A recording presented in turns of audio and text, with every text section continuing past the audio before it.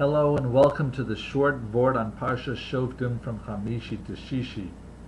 Once again, we discuss the topic of the Ori Miklat, the place where if someone kills accidentally, will go to flee or unintentionally. And one of the lessons we learn here is that if a person is forced to flee to the Ori Miklat, his Rebbe goes with him. Why does his Rebbe go with him? Because it teaches us the importance of Torah, and not just that a Torah is the amount of Torah, but the quality of Torah. That if someone might say, I could learn more if I go away from my Rebbe, it is better for him to stay with his Rebbe, because Torah is not about quantity, Torah is about quality.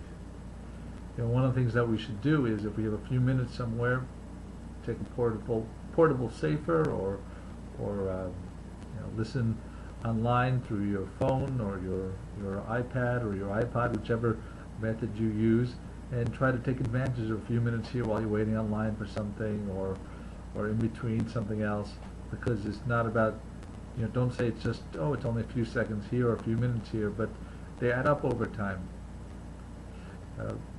There's a story on the topic of the quality over the quantity of learning. There was once an American bacher who relayed the story that someone who came from an unaffiliated family, the second generation, he went to Eretz Yisrael for a visit, and he saw someone putting on tefillin, and he asked the person, "What are you doing?" And the person said, "I'm putting on tefillin." "Well, why are you putting that on?" "Well, because I'm Jewish." He goes, "Well, I'm Jewish too." And that set this guy off to want to put on the tefillin, and he asked different questions, which were too detailed for this presumably Chabadnik to answer, and he sent him to someone else, and this person eventually became a Baal Tshuva, that he was using every spare moment that he could to learn Torah, to essentially catch up. Now, his father saw that this person, whenever he would visit, that all he would do is spend time with his Jewish books. And it actually made an imprint on him. And one time he said, I want to learn, I want to see, I want to know more about this. And it happened to be at the time that the father was retiring from work, so he had free time. And the son said, well, you need to know not just one language really, but two languages, Hebrew and Aramaic, and you don't even speak the alphabets. But the father was very insistent, and he says, "I don't care. You'll just teach it to me, whether it's slowly or whatever." And that's what they did. And over the course of a year of visits, eventually the father finished one daf of the Gemara, from what the son had been learning when he first made that request.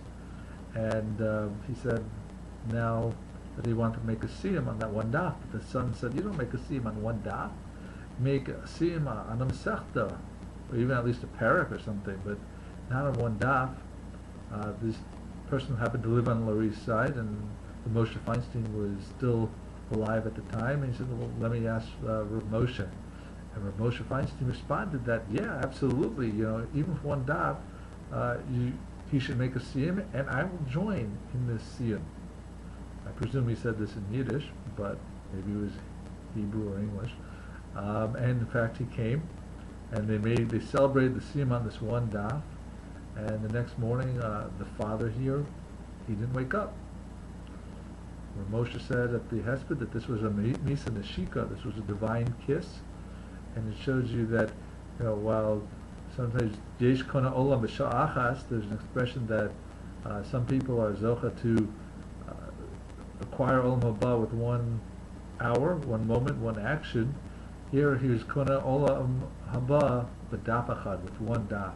So let us remember, now that we're in Elul, to take advantage of every moment, even small moments. They add up in time, and they make a wonderful impression.